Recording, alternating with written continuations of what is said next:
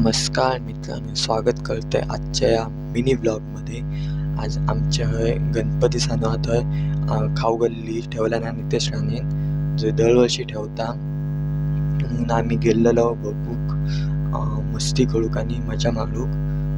तर थंय गेल्यावर लय गर्दी होती आणि थंयच एक नितेश राणेन 24 तास धबधबो बनवल्याने तो तुम्ही बघू शकतास. त्याच्यानंतर तर बाहेर एक स्टॅच्यू होतो, त्याच्यासोबत आम्ही फोटो काढलो आणि तो काढून नंतर आम्ही शोरमा खाऊक गेलो.